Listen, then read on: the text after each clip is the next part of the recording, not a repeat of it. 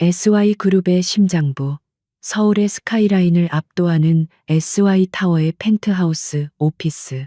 밤 10시가 넘은 시간이었지만 회장 권지혁의 집무실은 대낮처럼 밝았다. 그는 3년 전 할아버지의 유언과도 같은 명령으로 한서연과 결혼했다. 대한민국 재계 10위권인 SY그룹과 한때는 명망 높았으나 지금은 몰락한 명성가의 전략적 결합. 지역에게 결혼은 SY의 경영권을 공고히 하기 위한 수단. 그 이상도 이하도 아니었다. 권지혁은 거대한 통유리창 앞에 서서 도시의 야경을 내려다보았다. 그의 날카로운 턱선과 차가운 눈매는 야경의 화려함에도 불구하고 어떤 감흥도 담아내지 못했다. 그는 방금 끝난 화상회의의 잔상을 머릿속에서 지웠다. 또 다른 프로젝트가 예상치 못한 암초에 부딪혔다. 최근 6개월간 벌써 세 번째였다. 단순한 실수로 치부하기엔 너무나 정교한 실패였다. 그는 테이블 위에 태블릿을 집어들었다. 화면에는 아내 한서연의 사진이 떠 있었다. 결혼식 날 이후로 그가 그녀의 얼굴을 제대로 마주한 적이 언제였던가. 그녀는 늘 그림자처럼 조용했고 존재감이 없었다. 집안의 장식품. 그는 그렇게 규정했다. 그녀는 일주일에 2번 의무적으로 참석하는 가족 식사 자리에서도 늘 조용히 미소만 지을 뿐이었다. 그녀의 의견을 묻는 사람도 그녀가 의견을 내는 일도 없었다. 지혁은 사진을 껐다. 그리고 비서실장에게 내부 통신을 연결했다. 박 부회장, 내일 아침 8시 긴급 임원회의 소집해. 데이터 유출 건 더 이상 좌시할 수 없어. 알겠습니다, 회장님. 이미 준비 중이었습니다. 수화기 너머로 들려오는 박태준 부회장의 목소리는 언제나처럼 든든하고 신뢰가 갔다. 박태준은 SY그룹의 2인자이자 지역의 아버지 때부터 충성을 바쳐온 인물이었다. 지역은 그를 전적으로 신뢰했다. 그리고 내일 저녁 VVIP 만찬 잊지 않으셨죠? 한서연 여사님께도 일정 확인 부탁드립니다. 지역은 미간을 찌푸렸다. 그 여자도 꼭 참석해야 하나? 회장님, 혜진그룹에서 회장도 부부 동반으로 참석합니다. 대외적인 이미지 관리가 필요합니다. 알았어. 비서실에서 알아서 전해. 그는 통신을 끊었다. 한서연. 그 이름은 그에게 어떤 감흥도 불러일으키지 못했다. 그저 귀찮은 일정 하나가 추가된 것뿐이었다. 같은 시각 그들이 함께 사는, 그러나 함께하지 않는 평창동의 거대한 저택. 한서연은 그녀의 서재에 있었다. 저택의 별채에 위치한 그녀의 공간은 지역이 아는 한서연의 이미지와는 완전히 동떨어진 곳이었다. 밖에서 볼 때는 우아한 그림이나 고전 소설을 읽는 공간처럼 보였지만 문이 열리면 다른 세상이 펼쳐졌다. 방의 3면을 둘러싼 거대한 서버렉이 낮게 울리고 있었고 중앙에는 6대의 모니터가 복잡한 데이터 스트림과 코드라인을 쏟아내고 있었다. 서연은 평소의 단아한 원피스 대신 검은색 터틀넥과 편한 트레이닝 팬츠 차림이었다. 그녀의 손가락이 키보드 위에서 춤을 추듯 빠르게 움직였다. 그녀의 모니터 한가운데에는 SY그룹 내부망 보안 구조도가 펼쳐져 있었다. 그리고 그 옆에는 혜진그룹 자금 흐름 추적도가 실시간으로 업데이트되고 있었다. 너무 얕아. 그녀의 입에서 나온 목소리는 가족 식사 자리에서의 그 부드럽고 작은 톤이 아니었다. 낮고 냉철하며 모든 것을 꿰뚫어 보는 듯한 확신에 차 있었다. 지난 6개월간 SY그룹에서 발생한 3건의 사고, 첫 번째는 신기술 데이터 유출, 두 번째는 해외 입찰가 노출, 그리고 오늘 터진 세 번째, 핵심 자회사 SY바이오의 임상 3상 데이터 조작 시도. 서연은 해킹의 흔적을 역추적하고 있었다. 범인은 SY 내부에 있었다. 그리고 그 방식은 너무나도 익숙했다. 박태준, 당신이었어. 그녀는 3년 전 아버지의 장례식장에서 권지혁의 할아버지를 만났다. 아버지는 SY그룹의 공동 창업자였으나 박태준의 계략에 밀려 모든 것을 잃고 병을 얻어 세상을 떠났다. 아무도 진실을 믿어주지 않았다. 명성가의 몰락이었다. 권 회장은 그녀에게 거래를 제안했다. 내 손자와 결혼해다오. 그리고 SY를 지켜다오. 내 아버지가 남긴 진짜 유산은 저 회사다. 네가 가진 그 능력으로 박태준을 막아다오. 난 늙었고 지혁이는 아직 저 뱀을 감당하지 못해. 서연은 받아들였다. 복수를 위해서가 아니었다. 아버지의 피와 땀이 깃든 회사를 지키기 위해서였다. 그리고 자신을 증명하기 위해서였다. 그녀는 지난 3년간 존재감 없는 아내를 연기하며 박태준의 경계심을 풀었다. 아무도 그녀를 주목하지 않았다. 남편인 권지혁조차도 그것이 그녀의 가장 강력한 무기였다. 그녀는 SY 바이오의 방화벽에 침투하려던 외부 IP를 차단하고 그 경로를 위조된 서버로 돌렸다. 동시에 그녀는 익명의 아이디 오라클로 SY그룹 보안팀의 비공식 채널에 짧은 경고 메시지를 남겼다. 백도어가 열렸다. 3번 서버가 아니라 7번 서버다. 지금 당장. 서연은 모니터를 껐다. 방 안은 다시 평범한 서재의 모습으로 돌아왔다. 서버렉은 교묘하게 위장된 책장 뒤로 사라졌다. 그녀는 거울 앞에 섰다. 거울 속에는 다시 그 단아하고 표정 없는 한서연 사모님이 서 있었다. 그때 저택의 현관에서 차가운 목소리가 들려왔다. 권지혁이 돌아온 것이었다. 서연은 물 한 잔을 들고 서재를 나갔다. 거실에서 마주친 지혁은 그녀를 마치 가구처럼 스쳐 지나갔다. 내일 저녁 만찬, 7시까지 준비해. 그의 목소리에는 어떤 감정도 실려 있지 않았다. 알고 있어요. 비서실에서 연락받았어요. 서연 역시 무미건조하게 답했다. 지혁은 잠시 멈칫했다. 평소라면 그저 내라고만 답했을 아내였다. 그는 의아했지만 곧 고개를 저었다. 피곤해서 헛것을 들은 것이리라. 그는 자신의 방으로 향하는 계단으로 발을 옮겼다. 당신, 요즘 회사 일 힘들어 보여요. 서연이 그의 등 뒤에 대고 말했다. 지혁은 멈춰 섰지만 돌아보지는 않았다.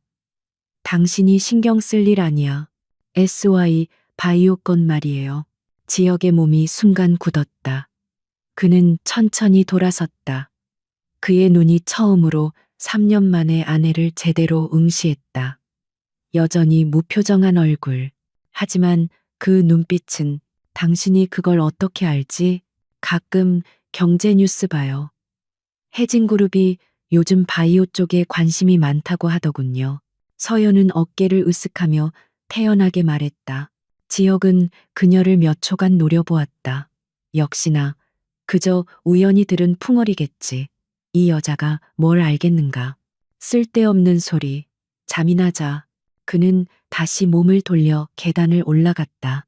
서연은 차갑게 식은 물잔을 내려다보았다. 아직 때가 아니야. 그녀는 다시 그녀의 서재로 향했다. 진짜 전쟁은 이제부터 시작이었다. 다음 날 아침 SY 타워 30층 대회의실. 긴급 임원 회의의 공기는 살얼음판처럼 차가웠다. 권지혁은 상석에 앉아 보고서를 넘기고 있었다. 그래서 이번에도 범인을 못 찾았다는 건가? 대한민국 최고라는 우리 보안팀이 일개 해커 하나를 못 잡아서 삼상 데이터를 통째로 날릴 뻔했다고? 지역의 질책에 보안팀장이 고개를 숙였다. 죄송합니다, 회장님. 하지만 이번엔 조금 다릅니다. 범인이 침투하기 직전 누군가 경고 메시지를 보냈습니다. 오라클이라는 아이디였습니다. 그 덕분에 데이터를 지킬 수 있었습니다. 오라클? 지역의 미간이 좁혀졌다. 그때 박태준 부회장이 부드럽게 끼어들었다. 회장님, 그 부분은 제가 보고 드리겠습니다. 아마추어 해커의 장난일 수도 있습니다. 혹은 내부의 소행임을 감추기 위한 연막일 수도 있죠. 박태준은 50대 중반의 신사였지만 그의 안경 너머 눈빛은 언제나 속을 알 수 없이 번뜩였다. 그는 지역을 향해 걱정스러운 표정을 지어 보였다. 회장님, 지금 중요한 것은 외부의 적이 아니라 내부의 기강입니다. 최근 프로젝트 실패가 잦았던 기획조정실의 김 이사, 그쪽 라인을 한번 샅샅이 뒤져보는 것이 어떻겠습니까? 공교롭게도 김 이사는 해진그룹서 회장과 동문입니다. 회의실의 모든 시선이 김 이사에게로 향했다. 김 이사는 얼굴이 하얗게 질려 손을 내저었다. 부회장님, 그게 무슨 말씀이십니까? 전 결백합니다. 지역은 박태준과 김 이사를 번갈아 보았다. 박태준의 논리는 합리적이었다. 김 이사, 회의 끝나고 내 방으로 와. 보안팀은 당장 김 이사의 모든 접근 기록을 조사해. 그리고 오라클이라는 녀석, 누군지 정체도 파악해. 예, 회장님. 박태준의 입가에 아무도 모르는 미소가 스쳐 지나갔다. 김 이사는 그의 계획의 완벽한 희생양이었다. 진짜 정보 유출은 박태준 자신이 관리하는 해외 법인의 VIP 라인을 통해 이루어지고 있었다. 그리고 오라클의 등장은 그에게도 예상 밖의 변수였지만 오히려 김 이사에게 혐의를 씌울 좋은 기회였다. 회의가 끝나고 박태준은 자신의 집무실로 돌아왔다. 그는 누군가에게 전화를 걸었다. 나다. 해진그룹서 회장 바꿔. 잠시 후 그는 거만하게 다리를 꼬고 앉았다. 서 회장, 미끼는 물었어. SY 바이오 건은 아쉽게 됐지만 덕분에 내부 정리를 할 기회가 생겼지. 진짜 사냥감은 다음 주 MA건이다. 준비는 잘 되고 있나? 수화기 너머로 탐욕스러운 웃음소리가 들려왔다. 물론이지, 박 부회장. 이번 건만 성공하면 SY는 우리 혜진의 것이나 다름없어. 자네 자리도 약속하지. 권지혁 그 애송이 밑에서 언제까지 개처럼 일할 텐가. 내 일은 내가 알아서 해. 자료나 제때 넘겨. 박태준은 전화를 끊었다. 그의 눈이 권지혁의 회장실을 향했다. 애송이. 내 놈이 그 자리에 앉아 있는 것도 얼마 남지 않았어. 그리고 그 장식품 같은 내 아내, 둘 다 내 발밑에. 그는 한서연을 떠올렸다. 존재감도 없는 여자. 그룹 경영에는 먼지만큼의 관심도 없는 그저 명품이나 걸치고 다니는 속물. 박태준은 그녀를 노골적으로 경멸했다. SY그룹의 안주인 자리에 저런 여자가 앉아 있다는 것 자체가 코미디였다. 그날 저녁 VVIP 만찬이 열리는 호텔 연회장. 권지혁은 수많은 재계 인사들과 인사를 나누느라 바빴다. 한서연은 약속대로 7시 정각에 도착했다. 그녀는 화려하지 않은 그러나 기품 있는 네이비색 드레스를 입고 있었다. 늦었군. 지혁이 그녀의 귓가에 차갑게 속삭였다. 정확히 7시예요. 서연이 담담하게 받아쳤다. 지혁은 다시 한번 놀랐지만 곧 해진그룹에서 회장 부부가 다가오는 것을 보고 억지 미소를 지었다. 오랜만이네, 권 회장. 이게 누구신가? 사모님 아니신가? 이야, 실물이 훨씬 미인이시군. 해진그룹서 회장은 기름진 손으로 서연에게 악수를 청했다. 서연은 그의 손을 잡는 대신 가볍게 목례만 했다. 만나서 반갑습니다. 서 회장님. 서 회장의 얼굴이 순간 굳었지만 곧 너털웃음을 터뜨렸다. 하하, 역시 명성가 출신이라 다르시군. 그때 박태준 부회장이 다가왔다. 회장님, 서 회장님, 좋은 밤입니다. 사모님, 오늘 정말 아름다우십니다. 박태준은 서연을 향해 과장된 찬사를 보냈지만 그의 눈에는 경멸이 스치고 있었다. 서연은 그저 옅은 미소를 지었다. 감사합니다, 부회장님. 오늘 아침 회의는 힘드셨겠어요. 박태준의 미소가 0.1초간 멈췄다. 무슨 말씀이신지? 아니에요. 요즘 SY의 골치 아픈 일이 많은 것 같아서요. 남편이 걱정돼서 드린 말씀이에요. 그녀의 목소리는 너무나 순진하게 들렸다. 박태주는 속으로 코웃음을 쳤다. 역시 아무것도 모르는 여자였다. 걱정 마십시오, 사모님. 저와 회장님이 다 알아서 처리할 겁니다. 사모님께서는 이런 아름다운 자리를 즐기시기만 하면 됩니다. 그들의 대화를 지켜보던 권지혁은 왠지 모를 불쾌감을 느꼈다.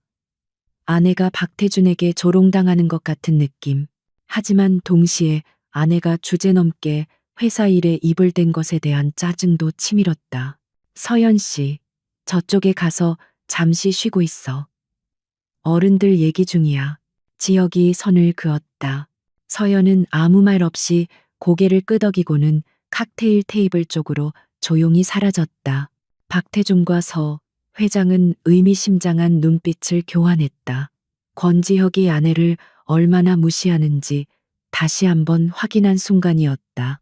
연회장 구석, 아무도 주목하지 않는 곳에서 서연은 샴페인 잔을 들고 통유리창 밖을 내다보았다. 그녀의 눈빛은 더 이상 순진한 아내의 것이 아니었다. 그녀의 귀에는 초소형 무선 이어피스가 꽂혀 있었다. 오라클, 들리나? 방금 박태준과 서 회장이 VIP 룸으로 들어갔다. 도청 장치 작동시킨다. 서연의 충실한 조력자, 전직 국정원 요원이자 현 보안 전문가인 강 실장의 목소리였다. 서연은 샴페인을 한 모금 마셨다. 시작해. 그녀의 입에서 차가운 명령이 떨어졌다. 그녀의 시선은 연회장 중앙에서 웃고 있는 권지혁과 박태준을 향해 있었다. 권지혁, 당신은 아직 아무것도 몰라. 당신이 신뢰하는 그 뱀이 어떻게 당신의 목을 조르고 있는지, 그리고 당신이 무시하는 이 여자가 어떻게 그 뱀의 독리를 뽑아낼 것인지. 만찬이 끝나고 사흘 뒤 SY그룹에 거대한 폭풍이 몰아쳤다. 권지혁이 그룹의 미래 성장 동력으로 점찍고 지난 6개월간 공들여온 유럽의 반도체 설계회사 엔테크 인수합병 MA 건이 최종 단계에서 무산되었다. 문제는 단순한 협상 결렬이 아니었다. SY가 제시한 극비의 인수 금액과 내부 전략이 경쟁사인 해진그룹 측으로 고스란히 넘어간 것이었다. 해진그룹은 SY보다 불과 0.5% 높은 금액을 막판에 제시하며 엔텍트를 낚아챘다. SY 타워의 회장실은 냉동고처럼 차가웠다. 권지혁은 MA를 총괄했던 전략기획실 임원들의 보고서를 집무실 바닥에 내던졌다. 이게 보고서라고 올린 건가? 0.5%. 장난하는 것도 아니고 마지막 순간에 정보가 샌 거잖아. 여기 있는 당신들 전부, 그리고 김 이사, 대체 뭘 한 거야? 지난 만찬 이후 박태준의 유도대로 김 이사는 내부 감사라는 명목하에 모든 업무에서 배제된 상태였다.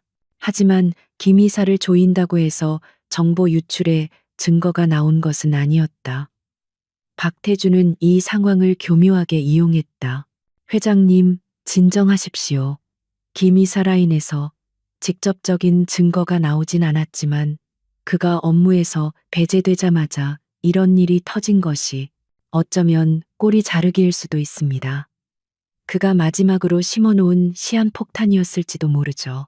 박태준은 짐짓 침통한 표정을 지었다. 이번 엔텍 건은 타격이 큽니다. 주주들의 실망 매물이 쏟아질 겁니다.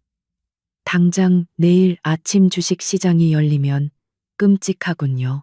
그의 말대로였다. SY그룹의 주가는 다음 날 개장과 동시에 폭락하기 시작했다. 3년간 권지혁이 이뤄낸 경영 성과에 대한 시장의 신뢰가 단 하루 만에 무너지고 있었다. 언론은 권지혁 리더십의 한계, 내부 통제 불능, SY 같은 자극적인 헤드라인을 쏟아냈다. 권지혁은 비상이사회를 소집했다. 이사들의 얼굴은 사색이 되어 있었. 주가 방어를 위해 자사주 매입을. 지금 그럴 때가 아닙니다. 유출 경로를 찾는 게 먼저요. 누굴 믿고 찾습니까? 지금 우리 안에 스파이가 있는데. 회의장은 아수라장이었다. 권지혁은 주먹으로 테이블을 내리쳤다. 조용히 해. 박 부회장, 김 이사, 당장 해고해. 그리고 관련팀 전원대기 발령 조치해. 지금부터 보안팀은 전쟁 상태다. 24시간 감시 체제로 돌리고 외부망 접근은 내가 승인하는 최소한의 것만 허용해. 박태준은 기다렸다는 듯 고개를 끄덕였다. 알겠습니다. 회장님, 역시 결단이 빠르십니다. 이럴 때일수록 내부 기강을 확실히 잡아야 합니다. 그는 속으로 웃고 있었다. 권지혁이 내부 단속에만 집중할수록 자신이 설계한 진짜 2차 공격에는 무방비가 될 터였다. 김 이사는 완벽한 방패막이가 되어주었다. 박태준의 계획은 엔텍 인수를 무산시켜 SY의 주가를 폭락시킨 뒤 곧바로 해외 헤지펀드와 연계한 대규모 공매도 숄셀링 공격을 감행하는 것이었다. 주가가 일정 수준 이하로 떨어지면 해진 그룹이 적대적 MA를 시도할 명분이 생기는 시나리오였다. 그는 자신의 VIP 라인을 통해 해진 그룹과 싱가포르의 헤지펀드 아폴로 캐피털에 신호를 보냈다. D-Day 14시 정각 작전 개시. 그 시각 평창동 저택의 별채. 한서연은 6대의 모니터를 동시에 주시하고 있었다. 엔텍의 MA 실패는 그녀의 예상 범위 안에 있었다. 그녀는 이미 박태준과서 회장의 대화를 도청했다. 하지만 그녀가 막을 수 있는 성질의 것이 아니었다. 너무 깊숙이 최고위층에서 진행된 배신이었기에 섣불리 움직였다간 박태준에게 자신의 존재만 노출시킬 뿐이었다. 엔텍는 미끼였어. 진짜는 지금부터다. 그녀의 모니터에는 SY 그룹의 주가 그래프와 함께 전 세계 금융시장의 자금 흐름이 동시에 표시되고 있었다.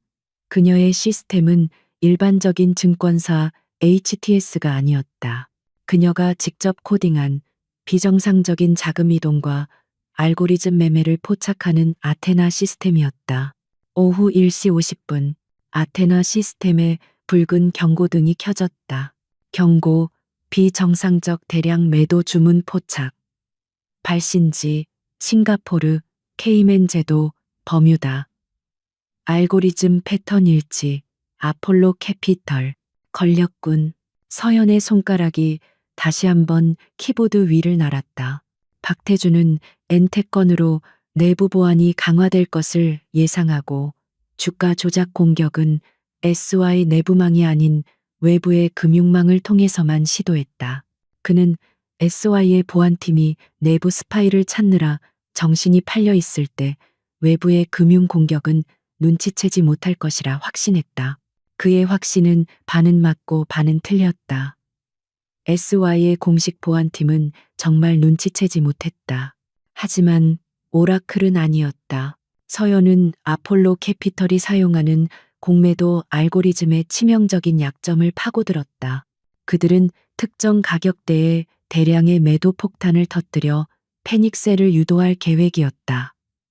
서연은 그들이 설정한 가격대보다 한호가 위 그리고 한호가 아래에 엄청난 양의 허수 매수 주문과 매도 주문을 동시에 넣었다가 0.01초 만에 취소하는 스푸핑 기법을 사용했다.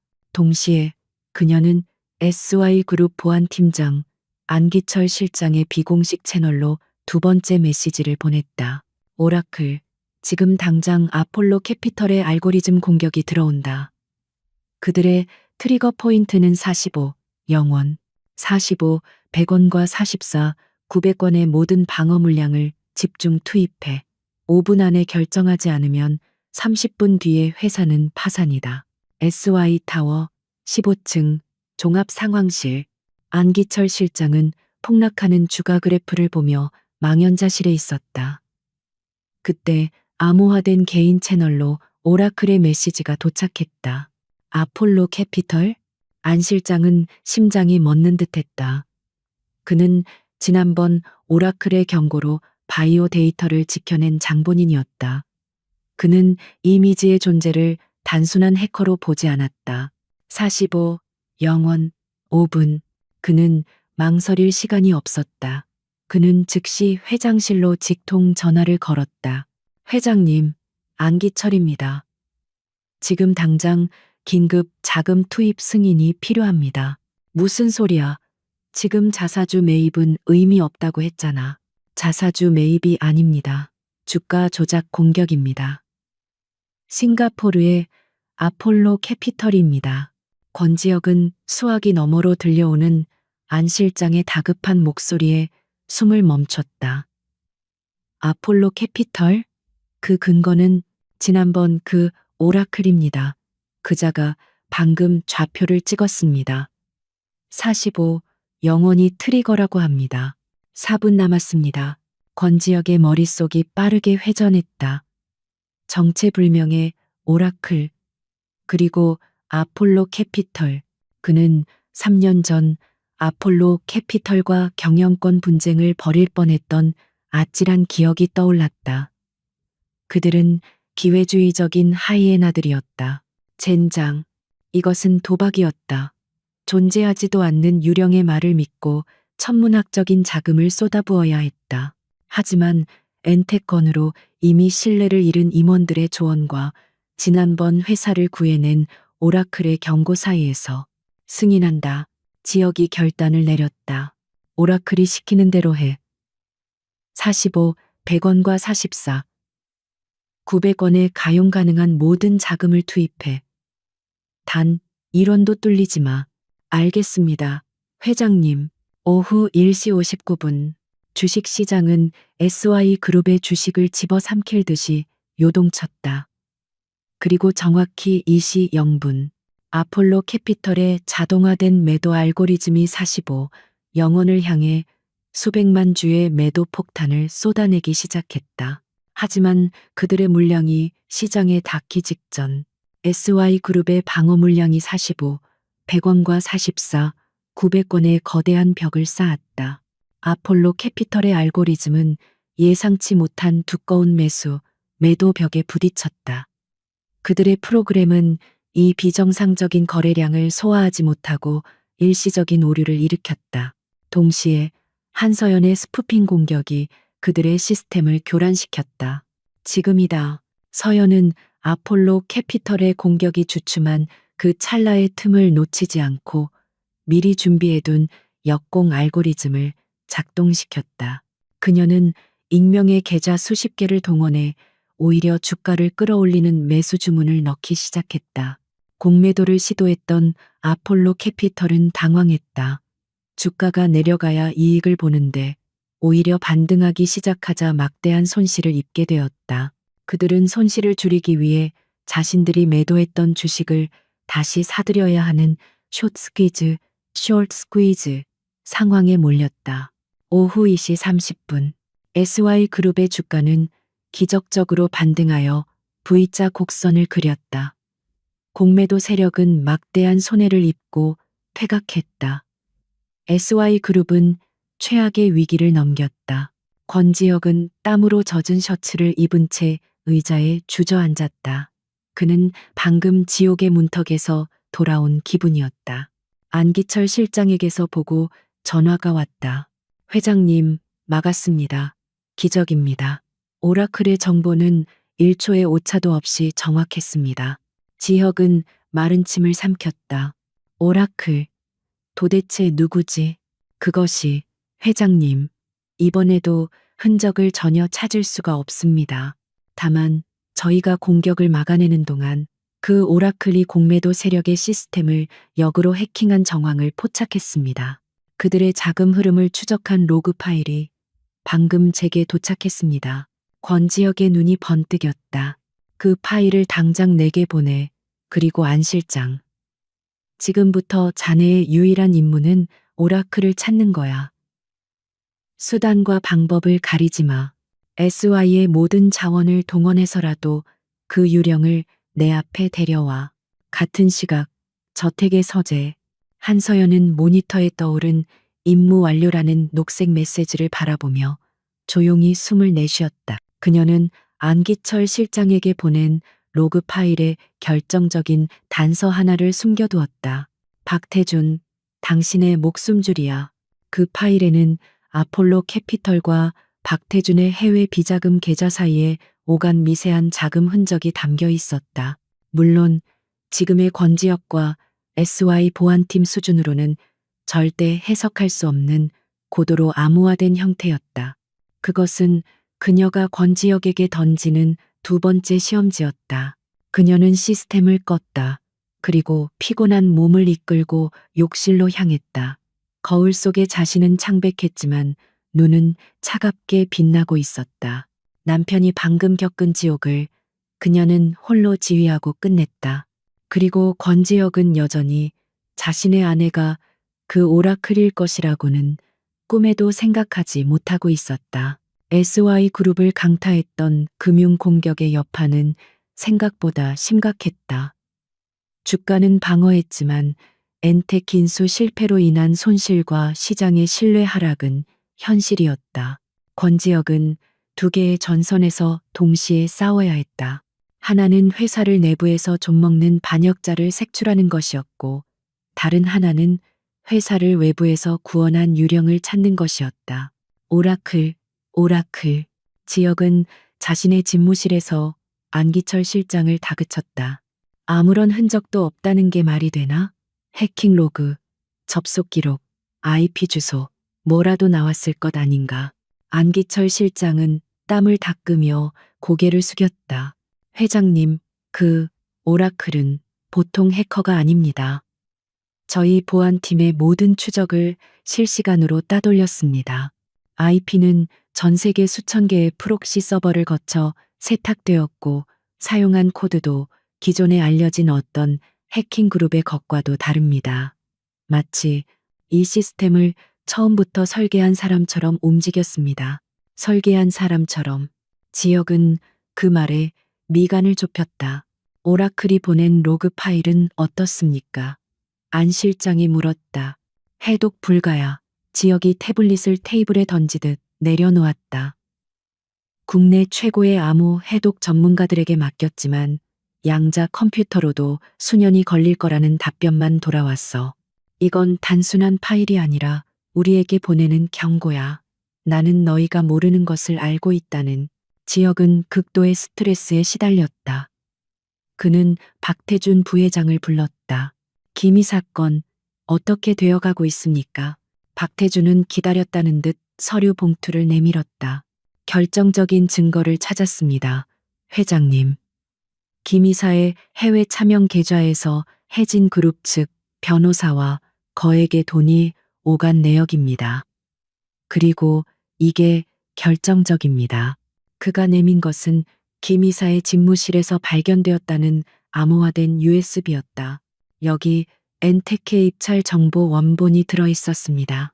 완벽한 스파이였습니다.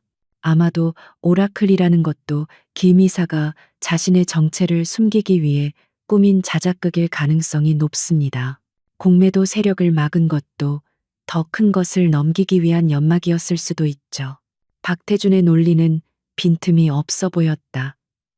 분노한 지혁은 당장 김이사를 검찰에 고발하라고 지시했다. 역시 부회장님뿐입니다. 이번 일 깔끔하게 처리해 주십시오. 염려 마십시오, 회장님. 쥐새끼 한 마리 때문에 그룹 전체가 흔들릴 순 없죠. 박태준은 만족스러운 미소와 함께 회장실을 나갔다. 그가 제출한 모든 증거는 그가 심어놓은 가짜였다. 김이사의 차명 계좌는 그가 만들었고 USB는 압수수색 직전 김이사의 책상 서랍 깊숙한 곳에 그의 비서가 몰래 넣어둔 것이었다. 그는 오라클의 등장이 몹시 불쾌했다. 자신의 완벽한 계획에 흠집을 낸 정체불명의 존재. 하지만 그는 오라클 역시 김이사와 연관된 혹은 SY 내부의 또 다른 불만 세력일 뿐이라고 치부했다. 그는 자신이 모든 것을 통제하고 있다고 확신했다. 평창동 저택, 한서연의 서재. 그녀는 박태준이 김이사에게 어떻게 EM 누명을 씌웠는지 실시간으로 지켜보고 있었다. 허술하긴. 서연은 박태준이 만든 가짜 증거들을 비웃었다. 그는 너무 자만했다. 그는 SY 보안팀이 절대 자신의 증거를 의심하지 않을 것이라 믿었다. 런던 서버와 서울 본사 서버의 타임스탬프가 0.03초 불일치해. 김 이사가 접속했다는 그 시각에 런던 서버는 물리적으로 다운되어 있었지. 박태준은 그 미세한 오류를 알지 못했다. 하지만 서연은 알았다. 그녀는 김 이사가 희생양이 되는 것을 원치 않았다. 그는 유능하고 청렴한 임원이었다. 하지만 지금 박태준을 직접 공격하는 것은 자살행위였다. 권지혁, 당신이 이 정도 미끼는 물어야지. 그녀는 다시 오라클의 이름으로 안기철 실장에게 세 번째 메시지를 보냈다. 김 이사는 함정이다. 증거는 조작되었다. 런던 서버 8월 14일 23시 59분 11초의 물리적 로그를 확인해.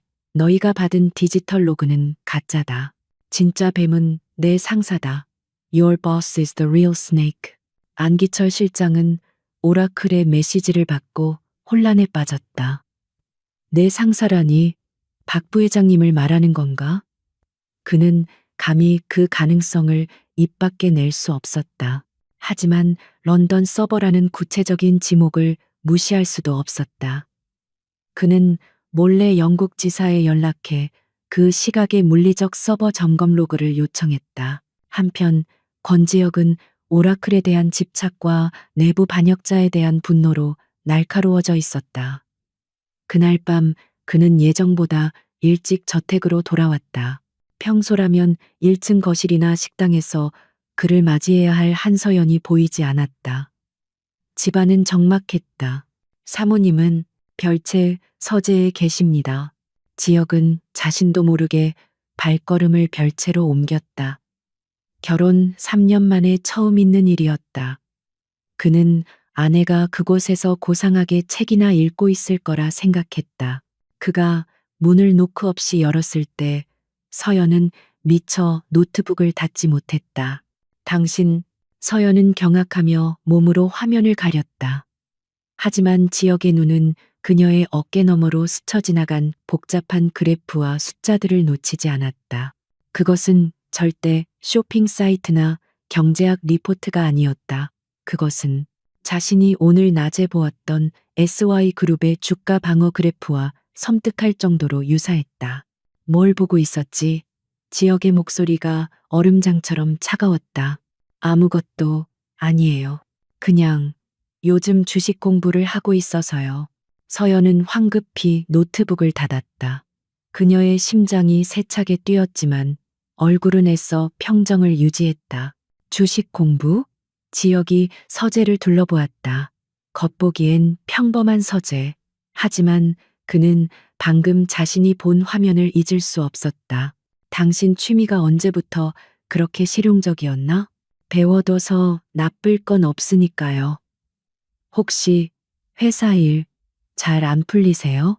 지역은 그녀의 얼굴을 빤히 쳐다보았다. 평소에 그 순종적이고 텅 비어 있던 눈이 아니었다. 아주 찰나였지만 그의 시선을 피하지 않고 정면으로 받아치는 날카로운 빛을 보았다. 하지만 그것은 곧 사라지고 다시 무표정한 아내의 얼굴로 돌아왔다. 신경 쓸 것 없어. 그는 찜찜함을 안고 서재를 나왔다. 그날 밤의 일은 지역의 머릿속에 작은 가시처럼 밝혔다. 며칠 뒤 저녁 식사 자리였다. 의무적인 부부 동반 식사였지만 지역은 평소와 달리 아내를 흘끗흘끗 관찰하고 있었다. 그녀는 여전히 말없이 음식을 씹고 있었다. 그때 거실의 대형 TV에서 SY그룹에 대한 뉴스 속보가 나왔다. 한 금융 분석가가 출연해 이번 SY의 공매도 방어 성공을 분석하고 있었다. SY그룹이 기적적으로 주가를 방어했지만 사실 이것은 운이 좋았을 뿐입니다. 공매도 세력이 2차 공격의 타이밍을 놓쳤기 때문입니다. 만약 그들이 45, 영원이 아닌 44, 500원에서 트리거를 걸었다면 SY는 무너졌을 겁니다. 그때였다. 그건 틀렸어. 아주 작지만 얼음처럼 차가운 목소리가 식탁을 갈랐다. 한서연이었다. 그녀는 자신도 모르게 중얼거린 것을 깨닫고 입을 다물었다. 하지만 지역은 그것을 똑똑히 들었다. 그는 포크를 내려놓고 그녀를 정면으로 응시했. 방금 뭐라고 했지? 서연의 얼굴이 살짝 창백해졌다. 아, 아니에요. 그냥, 아니, 방금 틀렸다고 했어. 뭐가 틀렸다는 거지? 지역이 집요하게 파고들었다. 서연은 눈을 내리깔았다. 그냥 예전에 잡지에서 읽은 기사가 생각나서요. 그 분석가 말대로 44, 500원에서 공격했다면 그건 오히려 공매도 세력의 자금만 묶이는 결과가 됐을 거라고. 그들의 알고리즘은 45, 영원선에서만 유효한 그런 취약점이 있었다고 읽은 것 같아요. 그녀는 일부러 말을 흐리며 마치 자신이 무슨 말을 하는지도 모른다는 듯 순진한 표정을 지었다. 알고리즘의 취약점, 권지혁은 숨이 멎는 듯했다. 그 단어는 오라클이 안기철 실장에게 보냈던 보고서의 핵심 키워드였다. 일반인은 절대 알 수 없는 SY의 최고 보안 책임자와 자신만이 아는 단어였다. 그는 아내를 바라보았다. 이 여자가 3년간 그림자처럼 지내던 이 여자가 그가 무시하고 경멸하고 존재조차 잊고 살았던 아내가 어떻게 알고리즘의 취약점이라는 말을 알지? 그때 안기철 실장에게서 긴급 메시지가 도착했다. 회장님, 오라클의 말이 맞았습니다. 런던 서버의 8월 14일 23시 59분 로그. 물리적으로 서버가 다운된 상태였습니다. 박 부회장님이 제출한 디지털 로그는 100% 조작된 것입니다. 권지혁은 태블릿을 든 채 그 자리에 얼어붙었다. 머릿속에서 두 개의 사실이 충돌했다. 박태준이 반역자다. 내 아내가 오라클이 아는 것을 알고 있다. 그는 천천히 고개를 들어 한서연을 다시 바라보았다. 그녀는 여전히 아무것도 모른다는 듯 조용히 차를 마시고 있었다. 하지만 지역의 눈에는 더 이상 그녀가 장식품으로 보이지 않았다. 그는 지금 자신의 앞에 앉아 있는 이 여자가 누구인지, 자신이 3년간 누구와 함께 살았는지 전혀 모르겠다는 끔찍한 혼란에 휩싸였다. 그의 심장이 이상하게 뛰기 시작했다. 그것은 분노도 놀라움도 아닌 정체를 알 수 없는 강렬한 동요였다. 권지혁의 세계는 뒤집혔다. 안기철 실장의 보고는 확고했다. 박태준이 제출한 모든 증거는 조작되었다. 김이사는 무고했다. 진짜 반역자는 권지혁이 아버지처럼 믿고 따랐던 박태준 부회장이었다. 하지만 이 진실은 그에게 어떤 해방감도 주지 못했다. 오히려 더 깊은 심연으로 그를 밀어넣었다. 박태준은 SY그룹의 2인자였다. 이사회와 핵심 계열사 사장단, 심지어 노동조합까지 그의 영향력 아래 있었다. 섣불리 그를 건드렸다가는 그가 그룹 전체를 들고 해진 그룹에 넘어가거나 혹은 SY를 반으로 쪼개버릴 수도 있었다. 권지혁은 완벽하게 고립되었다. 그리고 그 고립감의 한가운데 그의 아내 한서연이 있었다. 알고리즘의 취약점, 그녀가 무심코 내뱉은 그 한마디가 그의 뇌리에서 떠나지 않았다. 그는 아내를 관찰하기 시작했다. 3년간 단 한 번도 하지 않았던 일이었다. 그녀는 여전히 조용했다. 여전히 아침 7시에 일어나 그에게 차를 내왔고 저녁에는 그가 돌아올 때까지 그를 기다렸다. 하지만 이제 지역의 눈에는 그녀의 모든 행동이 의심스러웠다. 그녀가 별채 서재에서 보내는 시간이 유독 길게 느껴졌다. 그녀가 정원을 산책하며 통화하는 상대가 정말 플로리스트일까? 그녀가 읽는다는 그 경제 잡지는 도대체 어떤 잡지일까? 저택의 공기는 팽팽한 긴장감으로 가득 찼다. 서연 역시 지역의 시선을 느끼고 있었다. 그가 눈치채기 시작했어. 그녀는 자신의 행동을 더욱 조심했지만 동시에 다가올 결전에 나를 준비했다. 지역이 박태준에 대한 대응을 망설이는 사이 박태준이 먼저 칼을 뽑아들었다. 그는 지역이 김 이사에 대한 검찰 고발을 차일피일 미루는 것을 보고 지역이 무언가를 의심하기 시작했음을 직감했다. 오라클이 또다시 수작을 부린 것이 분명했다. 어차피 이렇게 된 거 애송이를 끌어내리고 내가 주인이 된다. 박태준은 해진그룹서 회장과 마지막 단판을 지었다. 임시주주 총회를 소집한다. 엔텍 인수 실패, 주가 방어 실패라고 포장된 내부 통제 불능. 이 모든 책임을 물어 권지혁 회장 해임안을 상정한다. 지분은 충분한가? 우리가 확보한 우호 지분이 18%, 해진그룹이 확보한 지분 15%, 합의 43%, 나머지 소액 주주들과 기관들은 지금의 혼란에 질려 있어. 우리가 승리한다. 다음 날 SY그룹은 발칵 뒤집혔다. 박태준 부회장을 위시한 일부 이사들과 2대 주주 해진그룹이 공동으로 경영 정상화를 위한 임시 주주 총회를 소집한 것이었다. 안건은 단 하나, 회장 권지혁 해임 및 비상경영위원회 출범. 권지혁은 자신의 집무실에서 소집 통보서를 받아들고 실소했다. 경영 정상화? 그는 박태준에게 완벽하게 허를 찔렸다. 자신이 가진 지분은 25%.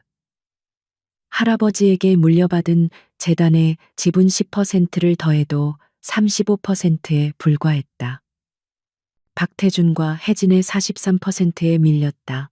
안 실장, 오라클을 찾아. 그가 절박하게 외쳤다. 지금 이 판을 뒤집을 수 있는 건 오라클 뿐이었다. 회장님, 흔적이 없습니다. 마치 증발해버린 것 같습니다. 일주일 뒤 임시주주 총회 당일 SY타워 대강당은 수백 명의 주주와 기자들로 가득 찼다. 권지혁은 굳은 얼굴로 상석에 앉았다. 그의 옆자리는 비어 있었다. 이사회의 절반 이상이 반대편 박태준의 곁에 앉아 있었다. 박태준이 연단에 올랐다. 그는 비통한 표정으로 마이크를 잡았다. 존경하는 주주 여러분. 저는 30년간 SY를 위해 헌신해 온 박태준입니다. 천대 회장님을 모셨고 지금의 권지혁 회장님을 모셨습니다. 하지만 지금 SY는 침몰하고 있습니다. 그는 엔텍 인수 실패를 거론하며 그것이 권지혁의 독단적인 경영이 낳은 참사라고 규정했다. 공매도 공격을 막아낸 것은 천운이었을 뿐 그룹의 시스템이 아니었다고 폄하했다. 무능한 리더는 회사를 병들게 합니다. 우리는 SY를 구해야 합니다. 권지혁 회장의 해임을 강력히 촉구합니다. 장례는 술렁이었다. 박태준의 연설은 설득력이 있었다.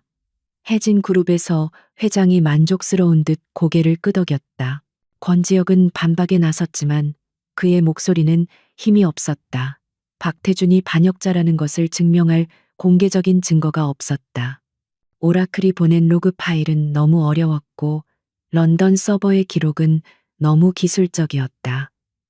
주주들의 마음을 돌리기엔 역부족이었다.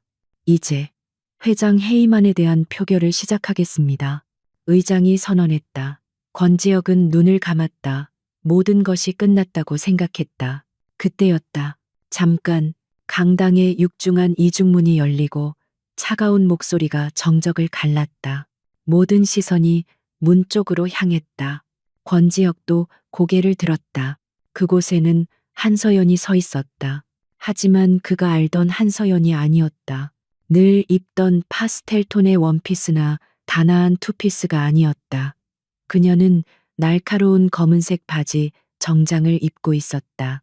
머리는 뒤로 단정하게 묶어 올렸고 화장기 없는 얼굴은 얼음장처럼 차가웠다. 그녀의 눈빛은 방 안의 모든 사람을 압도했다. 그녀는 수백 명의 시선을 받으며 또각거리는 구두 소리와 함께 망설임 없이 연단을 향해 걸어왔다. 박태준의 얼굴이 당혹감으로 일그러졌다. 사모님? 지금 여기서 뭘 하시는 겁니까? 여긴 사모님이 오실 자리가 아닙니다. 그가 소리쳤다. 서연은 그를 무시했다. 그녀는 연단에 서서 자신의 개인 태블릿을 메인 프로젝터에 연결했다. 제 소개를 하죠. 그녀의 목소리가 마이크를 통해 강당 전체에 울려 퍼졌다. 저는 한서연입니다. 여러분이 아는 대로 권지혁 회장의 아내입니다. 장내가 다시 술렁였다. 아내가 왜 저기서 남편을 위해 눈물이라도 흘리러 왔나? 박태준이 비웃음을 터뜨렸다. 사모님, 여긴 주방이 아닙니다. 어서 돌아가시죠. 서연은 박태준을 천천히 돌아보았다. 그 시선은 너무나 차가워서 박태준을 순간 얼어붙게 만들었다. 그리고 여러분이 모르는 제 두 번째 정체는 그녀는 다시 정면을 응시했다. SY그룹에 숨겨진 최대 주주이자 제 아버지고 한진우 창업주의 합법적인 상속자 오라클이라는 신탁명으로 그룹 지분 15%를 보유한 오라클 본인입니다. 강당은 폭탄을 맞은 듯한 충격에 휩싸였다. 해진 그룹에서 회장이 자리에서 벌떡 일어났다. 뭐라고? 박태준의 얼굴은 하얗게 질렸다. 거짓말, 말도 안 되는 소리. 권지혁은 그 자리에 얼어붙었다. 오라클, 지분 15%, 한서연이? 그는 지금 자신이 무엇을 듣고 있는지 이해할 수 없었다. 서연은 화면에 자신의 신탁 계좌와 주식 보유 현황을 띄웠다. 완벽한 법적 서류였다. 제 아버지 한진우 창업주께서는 당신 같은 뱀에게 회사를 빼앗길 것을 우려해 자신의 모든 지분을 비밀리에 저에게 상속하셨습니다. 제가 성인이 되고 스스로를 지킬 힘이 생길 때까지 신탁으로 묶어둔 채로요. 그녀의 시선이 박태준을 꿰뚫었다. 그리고 오늘이 바로 그날입니다. 박태준 부회장. 그녀는 화면을 넘겼다. 박태준 부회장. 당신은 엔테크의 입찰 정보를 해진 그룹에 넘겼습니다. 이것은 당신이서 회장과 나눈 대화 녹음 파일입니다. 강당의 VVIP 만찬날 두 사람이 나눴던 추악한 대화가 울려 퍼졌다. 권지혁 그 애송이. 이번 건만 성공하면 CY는 우리 혜진의 것. 이것은 당신이 김 이사에게 누명을 씌우기 위해 조작한 런던 서버 로그와 실제 로그의 비교 분석 자료입니다. 그리고 이것은 아폴로 캐피털을 동원한 공매도 공격 당시 당신의 스위스 비밀 계좌와 해진그룹 그리고 아폴로 캐피털 간의 자금 흐름도입니다.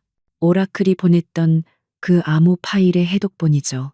화면에는 거미줄처럼 얽힌 자금이체 내역이 붉은색으로 선명하게 드러났다. 박태준은 다리가 풀려 주저앉을 뻔했다.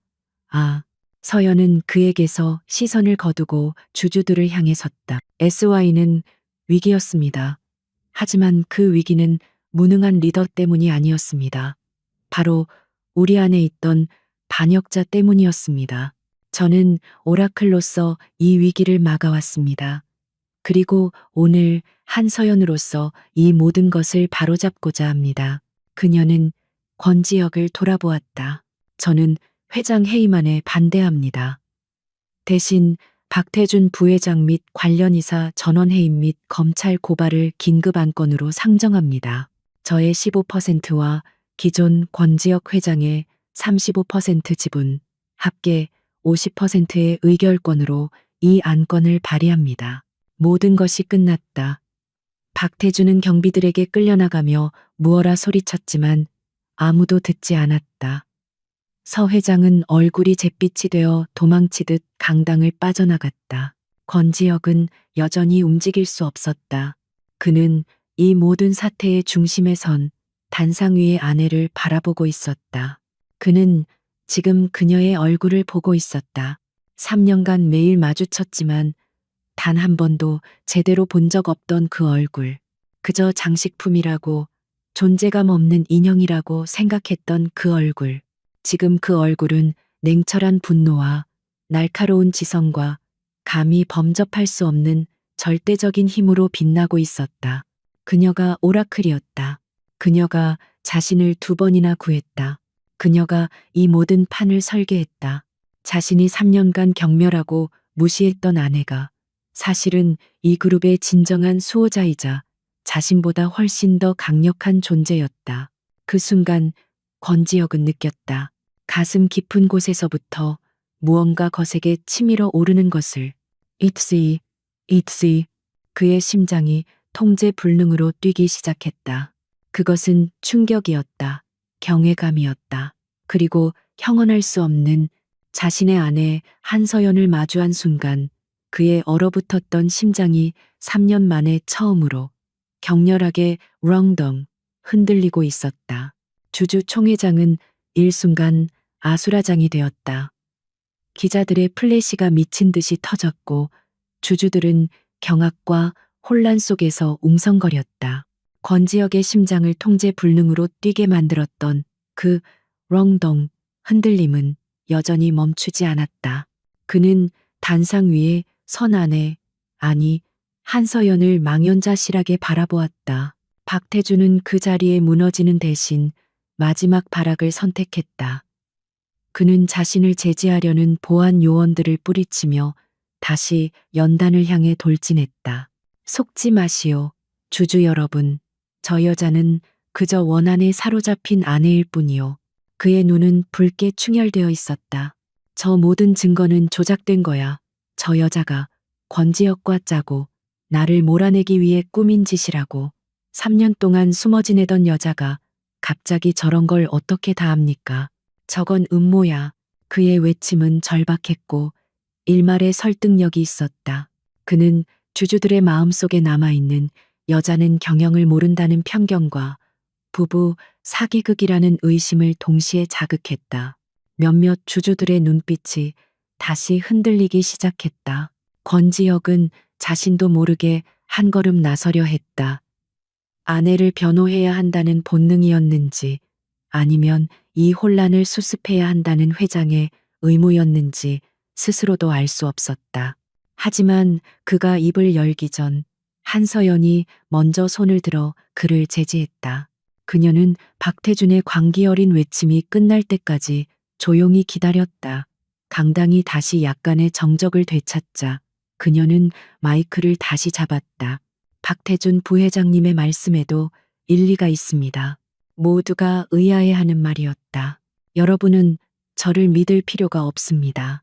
제 개인적인 원한일 수도 있으니까요. 그녀는 박태준을 향해 옅은 그러나 얼음장 같은 미소를 지어 보였다. 그래서 저는 이 증거들을 여러분에게만 보여드린 것이 아닙니다. 서연은 연단 구석에 대기하고 있던 안기철 실장에게 고개를 끄덕였다. 안 실장은 떨리는 손으로 노트북을 조작했다. 안 실장님, 지금 즉시 금융감독원과 국세청의 기업 범죄신고센터 메인 서버에 접속해 주십시오. 로그인 암호는 화면에 띄운 것과 같습니다. 박태준의 얼굴이 경악으로 물들었다. 너 지금 무슨... 박 부회장님, 당신이 이 회의장에서 저를 주방에나 가라고 조롱하고 있을 때 서연의 목소리는 강당 전체를 얼어붙게 만들었다. 저는 오라클의 이름으로 당신이 3년간 SY그룹에서 횡령하고 해진그룹과 공모의 주가를 조작하고 해외 계좌로 불법 자금을 세탁한 모든 증거 자료를 대한민국 금융감독원과 국세청에 동시에 전송했습니다. 메인 스크린이 둘로 나뉘었다. 왼쪽에는 서연이 제시했던 자금 흐름도가, 그리고 오른쪽에는 방금 막 업데이트된 금융감독원의 공식 웹사이트 포털이 떴다. 긴급 공시. SY그룹 박태준 부회장 및 해진그룹의 불공정 거래 혐의 주가 조작, 내부자 거래, 포착, 공식 조사 착수. 체크메이트였다. 서연이 연단에 들고 온 것은 단순한 증거가 아니었다. 이미 발사된 탄환이었다. 그녀는 주주들을 설득하러 온 것이 아니라 자신의 처형을 통보하러 온 것이었다. 이 증거는 이제 제 손에만 있는 것이 아닙니다. 정부 규제 기관의 손에 넘어갔습니다. 조사는 이미 시작되었습니다. 서연이 선언했다. 박태준의 마지막 저항은 산산조각 났다. 그는 더 이상 소리치지 못했다. 그는 다리가 풀려 그 자리에 주저앉았. 끝났다. 그의 입에서 절망적인 신음이 새어나왔다. 그를 따랐던 이사들은 이제 경악을 넘어 공포에 질린 얼굴로 서연을 바라보았다. 그들은 자신들이 방금 누구를 적으로 돌렸는지 깨달았다. 나는 반대요. 아니, 찬성. 한서연 여사님의 안건에 찬성합니다. 나도 찬성일세. 박태준을 당장 끌어내. 배신자들은 순식간에 충성스러운 신하로 돌변했다. 이제 모든 시선은 단 한 사람, 권지혁에게로 향했다. 그는 이 모든 일의 중심에 있었지만 동시에 완벽한 방관자였다. 아내가 그의 회사를 구했고 그의 적을 처단했다. 이제 그가 SY그룹의 회장으로서 이 사태를 어떻게 매듭 짓느냐가 남아 있었다. 그는 여전히 충격에서 벗어나지 못했다. 가슴은 여전히 격렬하게 뛰고 있었다. 그는 아내를 바라보았다. 그녀는 여전히 그를 보고 있지 않았다. 그녀는 주주들을, 카메라를, 그리고 이 판 전체를 내려다보고 있었다. 권지혁은 깨달았다. 이것은 자신의 선택이었다. 여기서 아내의 그늘 뒤로 숨어 구조된 남편으로 남을 것인가, 아니면 이 충격을 딛고 그녀의 파트너로서 일어설 것인가. 그는 마른 침을 삼켰다. 그리고 천천히, 그러나 단호하게 일어섰다. 그는 자신의 마이크를 켰다. 저는 목소리가 갈라져 나왔다. 그는 헛기침을 한 뒤 다시 힘을 주어 말했다. 저는 한서연 씨를 전적으로 신뢰합니다. 그가 그녀를 아내나 사모님이 아닌 한서연 씨라고 부른 순간 서연의 눈썹이 아주 미세하게 움직였다. 지혁은 주주들을 향해 돌아섰다. 저는 한서연 씨가 발의한 박태준 부회장 및 관련 이사 전원 해임 및 검찰 고발 안건에 저의 모든 권한을 걸고 동의합니다. 제청합니다. 그는 박태준을 경멸하듯 내려다보았다. SY그룹에 충성하는 모든 임직원들은 지금 이 순간부터 한서연 씨와 정부 당국의 조사에 전적으로 협조할 것입니다. 이것이 회장으로서의 제 명령입니다. 그는 의장석을 향해 선언했다. 표결은 이미 끝났습니다. 안건은 가결되었습니다. 의장, 총회 폐회를 선언하십시오.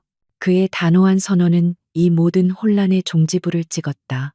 박태준과 그의 일파는 보안 요원들과 뒤이어 들이닥친 검찰 수사관들에게 즉시 연행되었다.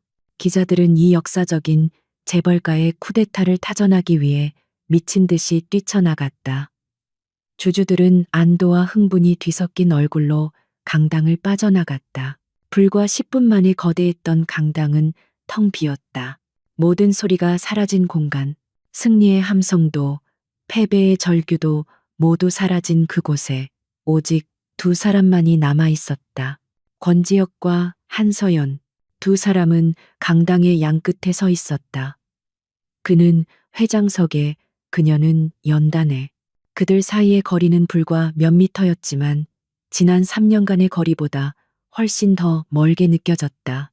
아드레날린이 빠져나가자 지독한 어색함과 무거운 침묵이 그들을 짓눌렀다. 그는 그녀의 남편이었다. 그는 그녀에게 3년간 무관심했다. 그는 그녀를 3년간 경멸했다. 그녀는 그의 회사를 구했다. 그녀는 오라클이었다. 권지혁은 그녀에게 다가가려 했지만 발이 떨어지지 않았다. 무슨 말을 해야 할까? 고맙다고, 미안하다고? 아니면 당신은 대체 누구냐고? 그가 간신히 입을 열었다. 서연 씨. 그의 목소리가 텅 빈 강당에서 공허하게 울렸다. 한서연은 천천히 그를 돌아보았다. 그녀의 얼굴은 다시 예전의 무표정한 얼굴로 돌아와 있었다. 승리의 기쁨도 분노의 잔재도 없었다. 그저 깊이를 알 수 없는 고요함 뿐이었다. 그녀는 아무 말도 하지 않았다. 그저 그를 바라보고 있었다. 그녀의 그 고요한 시선이 권지혁에게는 박태준의 그 어떤 비난보다도 더 견디기 힘들었다.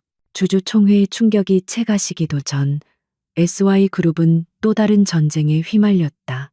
박태준이라는 내부의 암은 제거했지만 그의 몰락은 SY그룹의 거대한 권력 공백과 내부 혼란을 야기했다.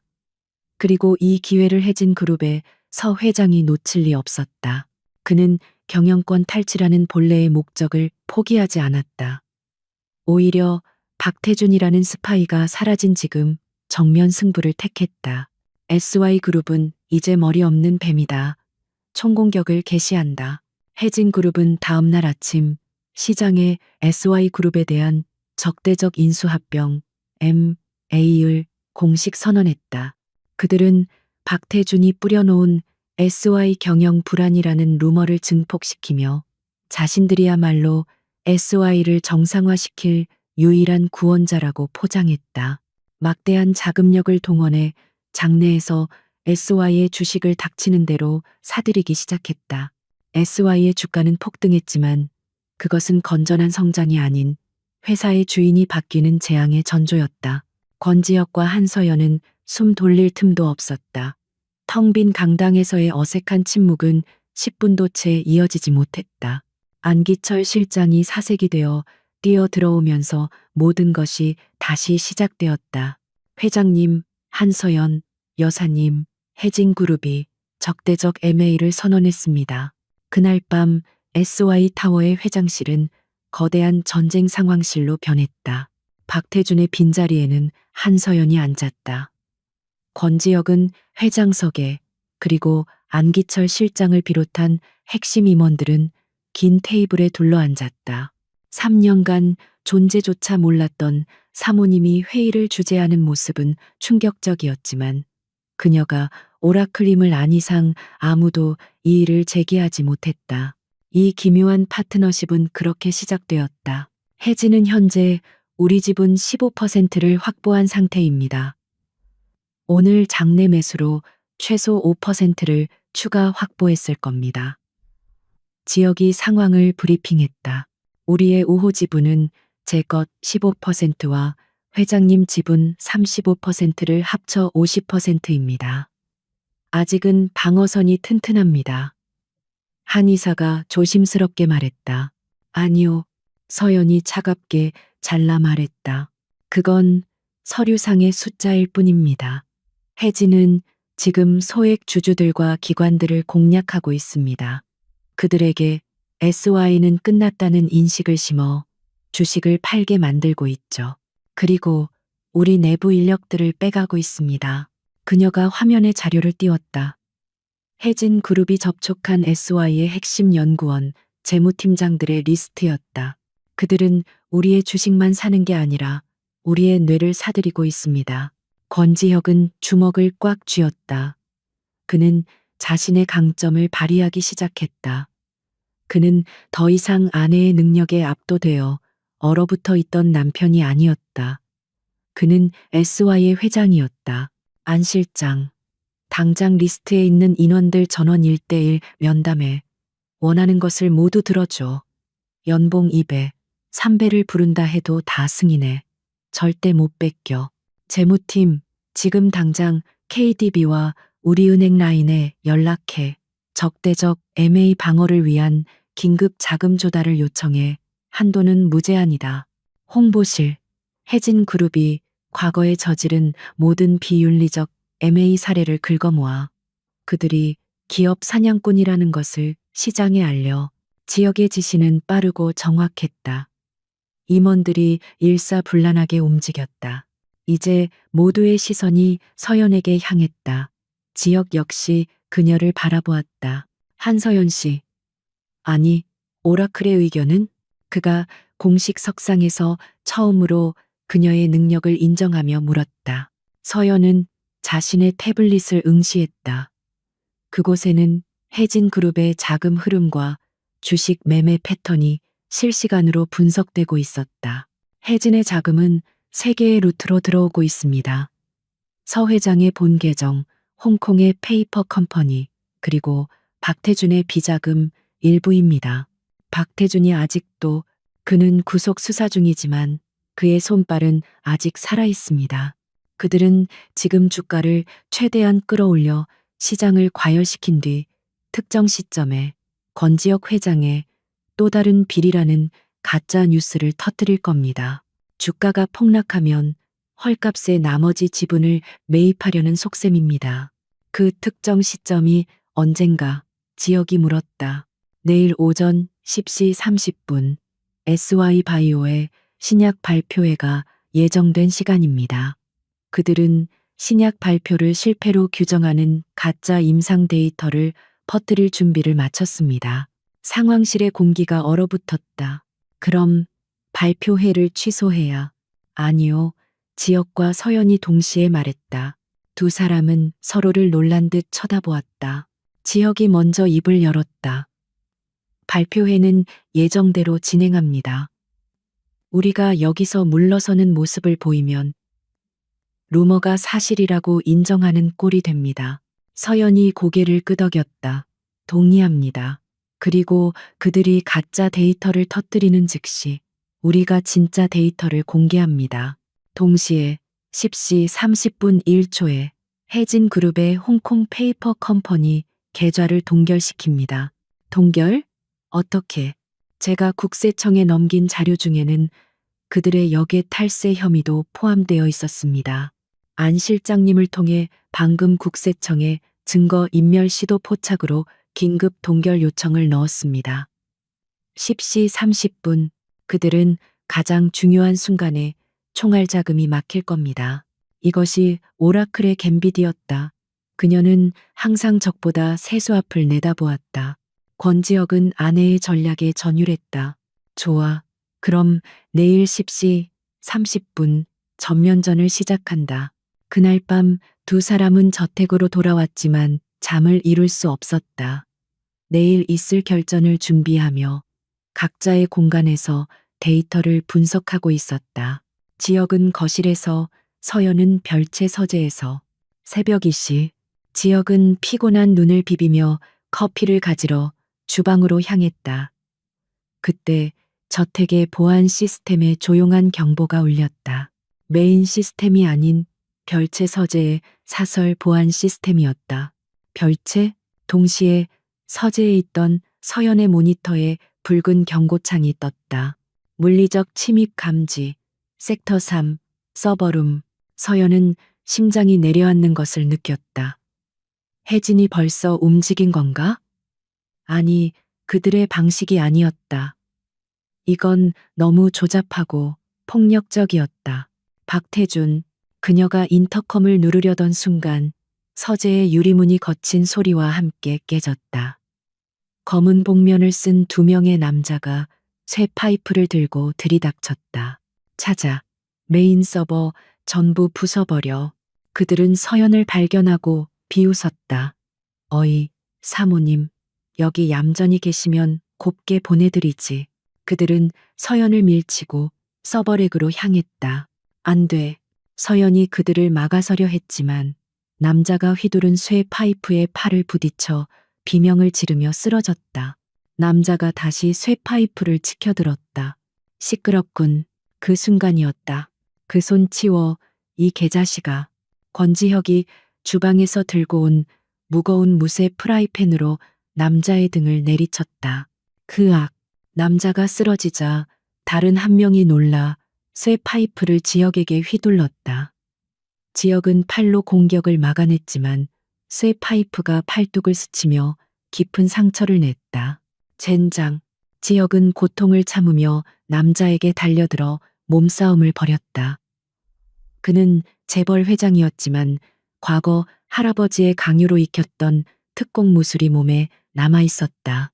서연 씨, 도망쳐.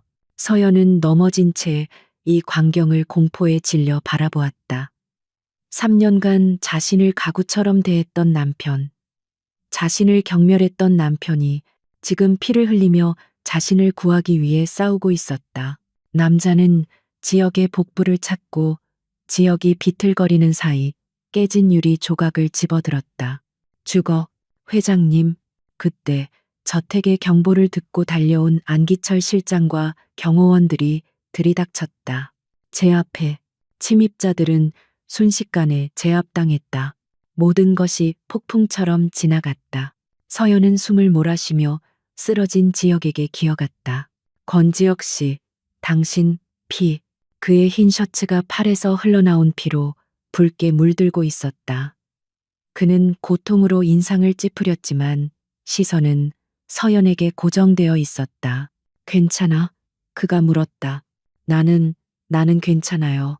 하지만 당신이, 서버는? 지역이 물었다. 괜찮아요. 막았어요. 다행이군. 지역은 긴장이 풀린 듯 거친 숨을 내쉬었다. 침입자들은 박태준이 보석으로 풀려나자마자 고용한 용역 깡패들이었다. 그는 서연의 서버만 파괴하면 모든 증거가 사라질 것이라 믿었던 것이다. 그의 이 마지막 발악은 그에게 살인교사라는 혐의만 추가할 뿐이었다. 다음 날 아침, 권지혁은 팔에 붕대를 감은 채 예정대로 SY 바이오 신약 발표회에 참석했다. 그리고 그의 옆에는 어젯밤의 충격이 가시지 않은 한서연이 함께했다. 오전 10시 30분, 예상대로 해진그룹의 가짜 뉴스가 터졌다. 하지만 서연의 반격은 더 빨랐다.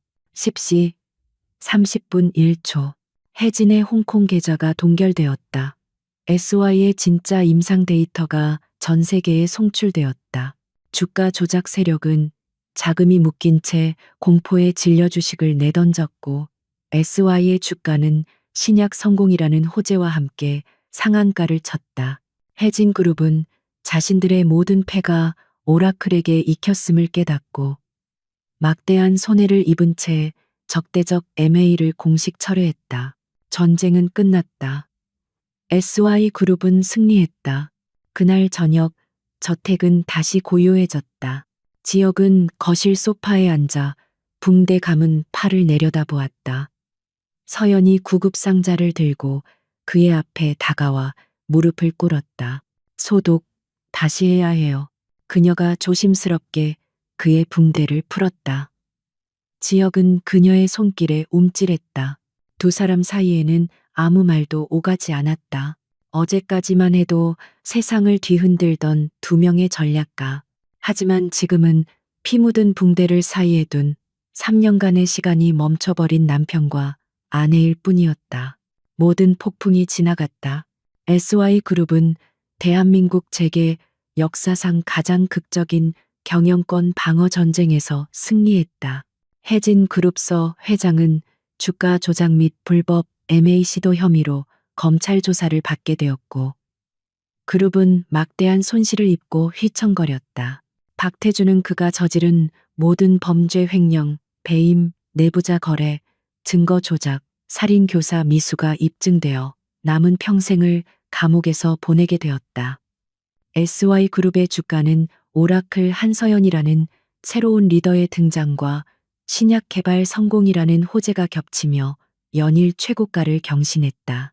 시장은 무능한 이인자가 사라지고 천재적인 전략가가 회장의 파트너로 등장한 것을 열렬히 환영했다. 전쟁은 끝났고 SY는 그 어느 때보다 강력해졌다. 하지만 그 승리의 중심에 있던 평창동 저택의 거실은 그 어느 때보다 무거운 침묵에 잠겨 있었다. 한서연은 권지혁의 팔에 마지막으로 깨끗한 붕대를 감아주었다. 그녀의 손길은 정교하고 부드러웠지만 어떤 감정도 실려 있지 않았다. 됐어요. 그녀가 구급상자를 닫으며 일어섰다. 잠깐, 지역이 그녀를 붙잡았다. 그의 목소리는 잠겨 있었다. 앉아, 얘기 좀 해. 서연은 망설이다가 그의 맞은편 소파에 조용히 앉았다. 외부의 적은 모두 사라졌다. 이제 그들 사이에는 3년이라는 공백과 수많은 비밀과 어젯밤의 피냄새만이 남아 있었다. 권지혁은 붕대를 감은 자신의 팔을 내려다보았다. 이 상처는 자신을 지키려던 것이 아니라 그녀를 지키려다 생긴 것이었다. 3년간 단 한 번도 상상해 본 적 없는 일이었다. 왜 그랬지? 그가 입을 열었다. 왜 3년 동안 그는 차마 왜 나를 속였냐고 묻지 못했다. 속은 것은 그였지만 잘못한 것 역시 그였기 때문이다. 왜 결혼한 거지? 왜 3년 동안 바보처럼 연기했어? 그리고 왜 날 구한 거야? 당신의 지분이면 내가 쫓겨나도 당신은 이 회사를 차지할 수 있었잖아. 그의 질문은 뒤죽박죽이었지만 그 안에는 단 하나의 질문만이 담겨 있었다. 당신은 대체 누굽니까? 한서연은 오랫동안 창밖을 바라보았다. 그녀의 눈은 단 한 번도 그에게 머무르지 않았다. 제 아버지를 기억하세요? 한진우 창업주. 물론이지. 사람들은 아버지가 박태준과의 경영권 다툼에서 밀려나 화병으로 돌아가셨다고 알고 있죠. 사실이 아닌가? 아니에요. 서연의 목소리에 처음으로 희미한 분노가 스쳤다. 아버지는 박태준에게 살해당한 거나 다름없어요. 그는 아버지의 기술을 훔치고 공금을 횡령하고 그 모든 죄를 아버지에게 뒤집어 씌웠어요. 아버지는 결백을 증명하려다 모든 것을 잃었고 결국 병을 얻으셨죠. 그녀는 지역을 바라보았다. 당신의 할아버지는 그 사실을 아는 유일한 분이셨어요. 하지만 그분조차 박태준을 법적으로 올가맬 증거는 찾지 못하셨죠. 박태준은 너무 교활했고 SY에 너무 깊이 뿌리 박혀 있었어요. 지혁은 숨을 죽인 채 들었다. 아버지가 돌아가시고 회장님 할아버지 이절을 찾아오셨어요. 그는 제게 거래를 제안하셨죠. 내 손자와 결혼해다오. 지혁이는 아직 어리고 박태준이라는 뱀을 감당하지 못한다. 네가 가진 그 능력, 네 아버지에게 물려받은 그 두뇌로 SY의 안으로 들어가다오. 네가 오라클이라는 이름으로 활동해 온 것을 안다. 지혁은 경악했다.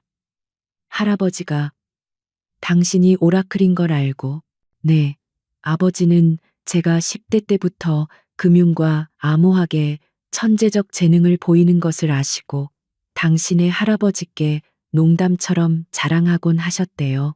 할아버지는 저를 시험하셨고 그리고 저와 계약하셨죠. 무슨 계약?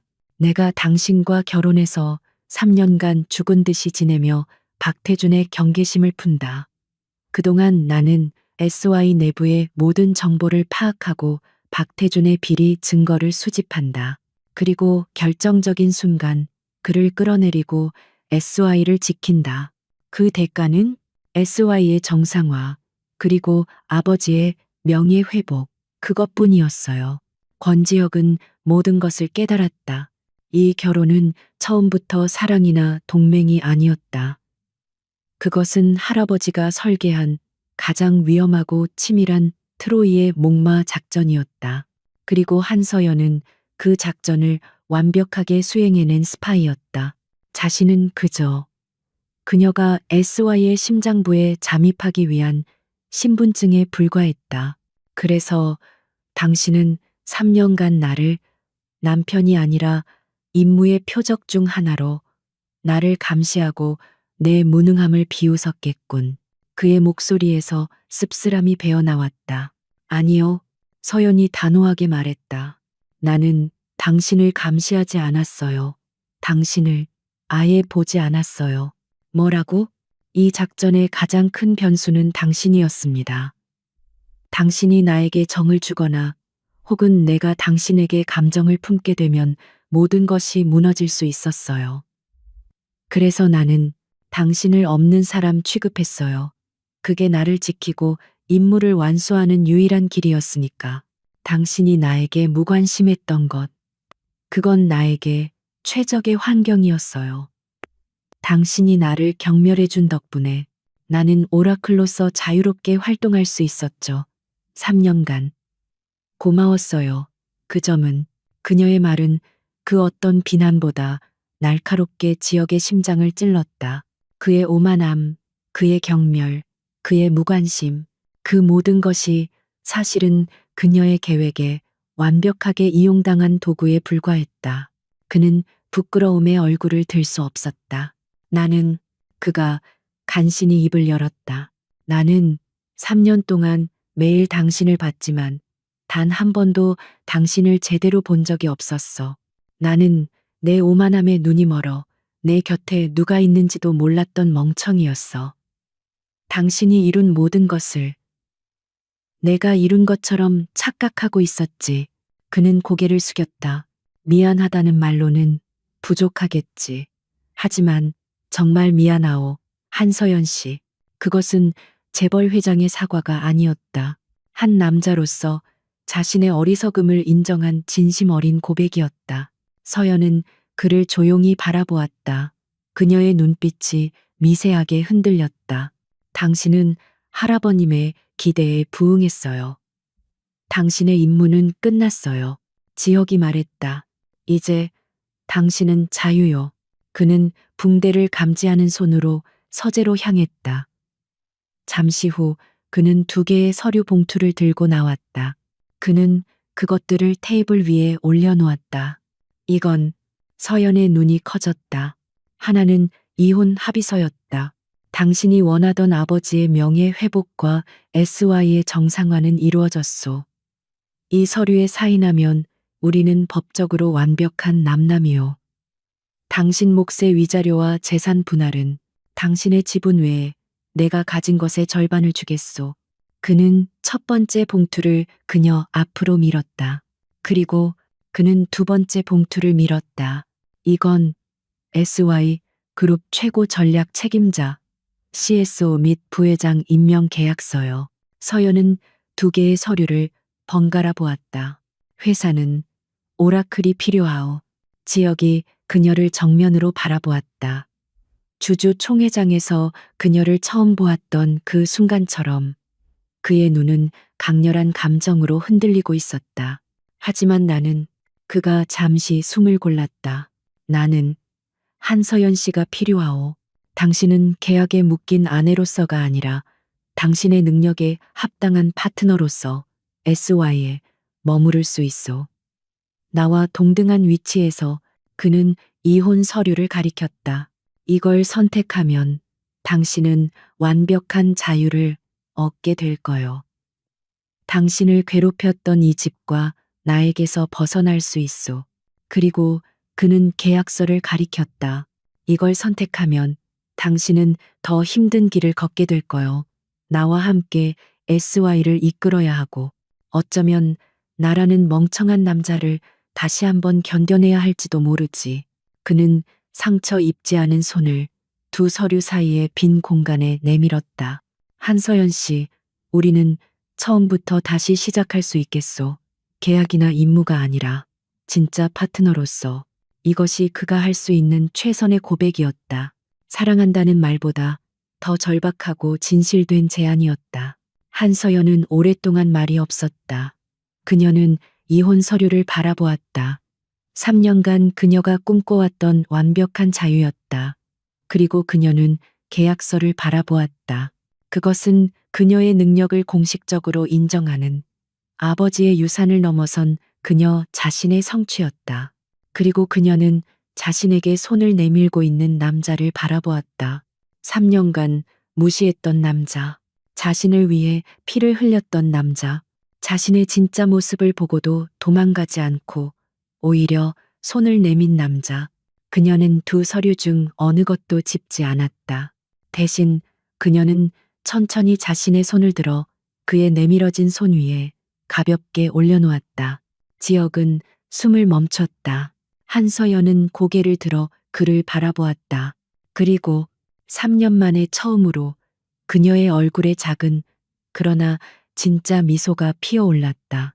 그것은 오라클의 냉철한 미소도 사모님의 공허한 미소도 아니었다. 한서연, 그녀 자신의 미소였다. 노력해보죠. 노력해보죠. 그 한마디에 2 사람의 3년간의 겨울은 끝났다. 새로운 새벽이 밝아오고 있었다.